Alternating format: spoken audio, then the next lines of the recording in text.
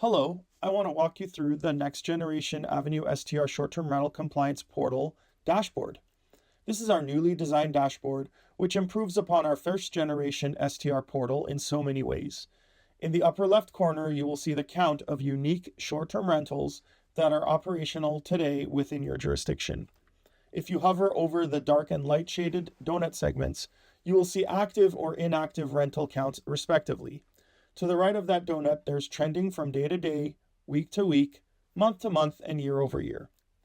The next donut to the right is an inventory count of short-term rental listings, with the donut segments showing both identified and unidentified counts respectively. As well, to the right of this donut, trending from day to day, week to week, month to month, and year over year. The average nightly rate is also being tracked with similar trending statistics. Behind the scenes, Avenue continuously crawls over 100 different short-term rental websites 4 times a week, which includes weekdays, weeknights, weekend days, and weekend nights.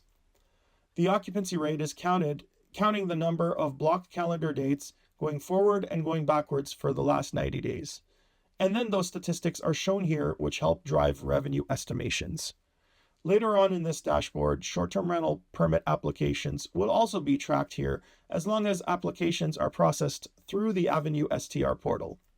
Similarly, if you were using our tax processing features, those statistics would show up here as a one-stop shop. To the right of that, issues, which rolls in STR nuisances and other observations of noncompliance, are tracked here. To the right, nuisance complaints specific to noise, parking, trash, and the like that come through the Avenue hotline and tip form are also tracked here. On the far right, Avenue shows you a grade for how well we've been identifying short-term rentals in your community. Avenue's grade is based upon the percentage of total listings we've been able to identify and match to a rental record.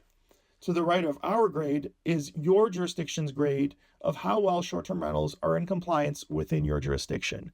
This is calculated based upon how many rentals have obtained either an STR permit, business license, or certificate of operation within your jurisdiction. Below the top stat bar is the summary subpanel. This shows you how many unidentified listings there are. So our analysts are carefully reviewing each of these unidentified listings to get them into an identified state to help with compliance.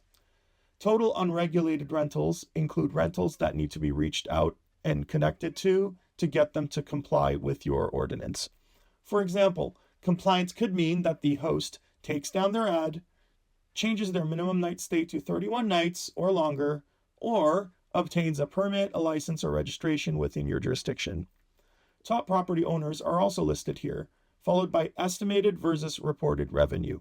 So these revenue estimates are computed based on month-to-month tracking of the live STR calendar scrapes for that STR listing. If you use the Avenue Tax Collection portal, the reported revenue would be the darker shaded region. If you only use the compliance portal, then there are estimated revenues based on the calendar block statistics.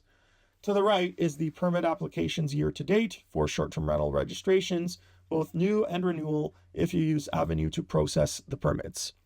And then to the right of that are the STR growth statistics showing month-over-month trending with stacked bars based on identified, non-compliant, and compliant counts. Below the status subpanel, we have a chronological heat map, week by week, horizontally by day of the week, vertically.